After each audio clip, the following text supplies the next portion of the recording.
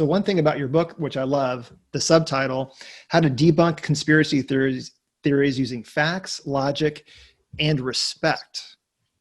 And that respect to me is really important because it's so easy, no matter what side you're on, to think the other side is dumb. How can they believe these things? Don't they see the truth?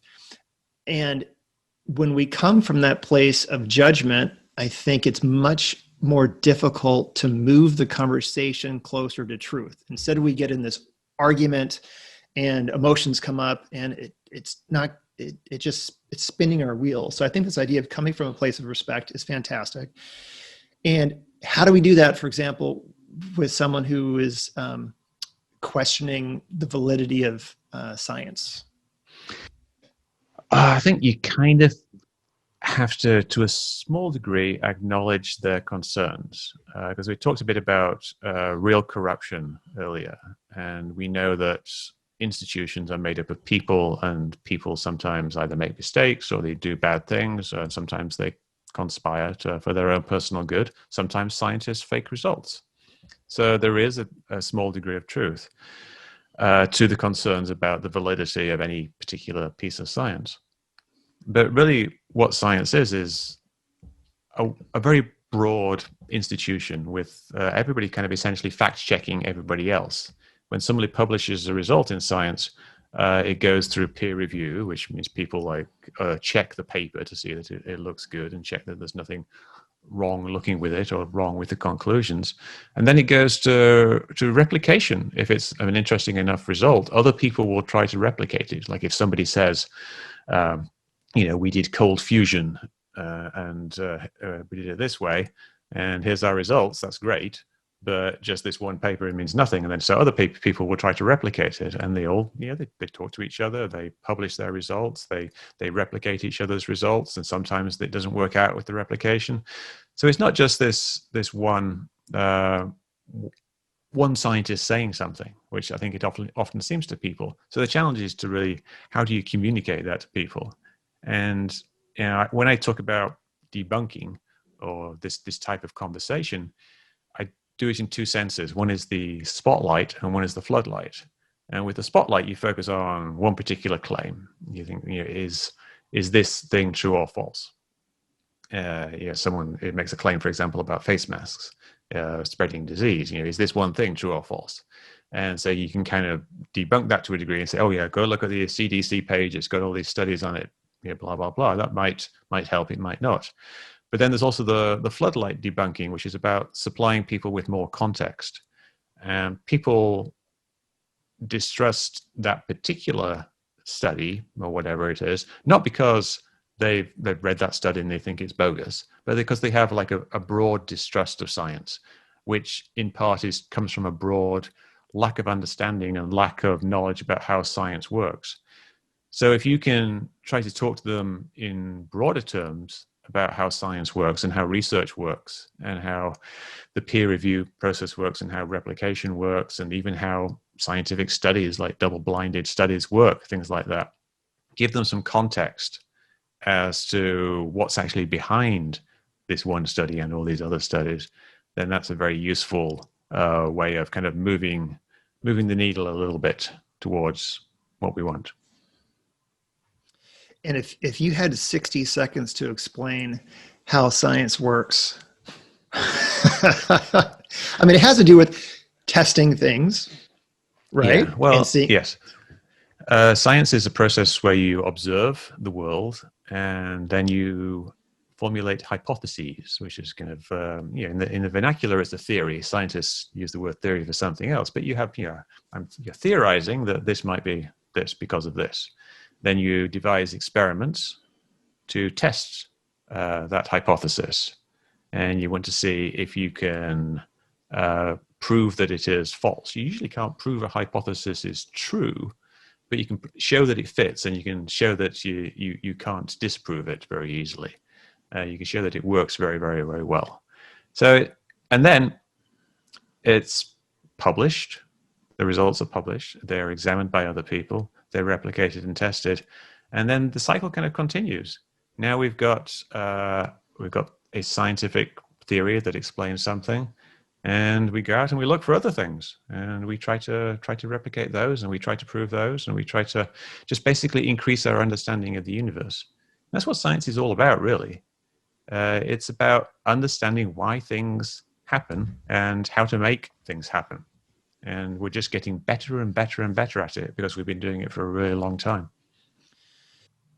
And also, I mean, science is our best strategy at arriving at the truth. It's the best thing we've figured out on how to get as close to the truth as we can. And it's not infallible, and theories get revised with new information, right? But if you compare science to, I mean, what's the alternative for coming to conclusions? Emotions or hearsay or feelings, I guess, right? I would certainly agree with that in the broader context of how humanity figures things out and how scientists figures things out. But regular people are not going to do science. People aren't going to go out and form hypotheses and do experiments and publish peer-reviewed papers. So regular people have to trust science, which is the difficult thing here, in that they don't trust science. And some people perceive science as being part of the institutions that they're essentially fighting against. They see because Dr. Fauci is a scientist and he's telling them to wear a mask, then they see him as being the enemy, and then scientists become the enemy. And then they think, scientists are all just motivated by money, or they're just motivated by getting grants, and all their grants come from the government, or they come from the military industrial complex and things like that. So they denigrate science. But if you could put motivation aside, then yes, the process of science, the actual pure, simple scientific method of observations and hypotheses and experiments and results and publication, that is a really, really good way of figuring out how the universe works. And but the challenge is showing that process in our institutions is actually free from corruption, which it generally is. But how do you communicate that to people? And I think the way you want to do it is teaching people more about the scientists. The scientists themselves are real people, and they can present their own work. And if someone gives, a scientist themselves gives a little talk on what their actual work is and what the results are and what they did, I think that makes it more approachable. And that's something that I kind of encourage scientists to do. And a lot of them do it, but a lot of them also just publish these kind of opaque papers, which is then left to the media to promote, and then we get into this whole cycle of who's telling the truth. Exactly. Yeah, and that's one reason why it's so important. And I agree, for scientists and other people to be out in the media making videos like this.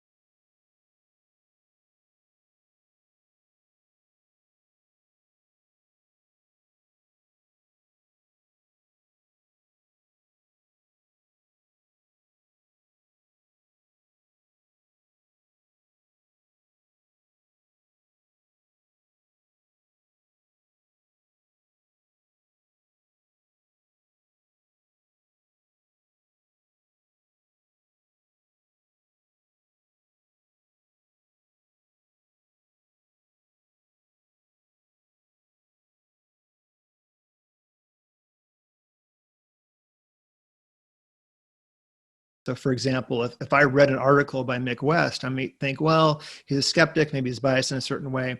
But if I start to watch some videos you've put up and I hear your voice and I see your face, that lends some more credibility, because I think, I mean, and nothing's 100%, but I also think as humans, we've evolved to detect lying.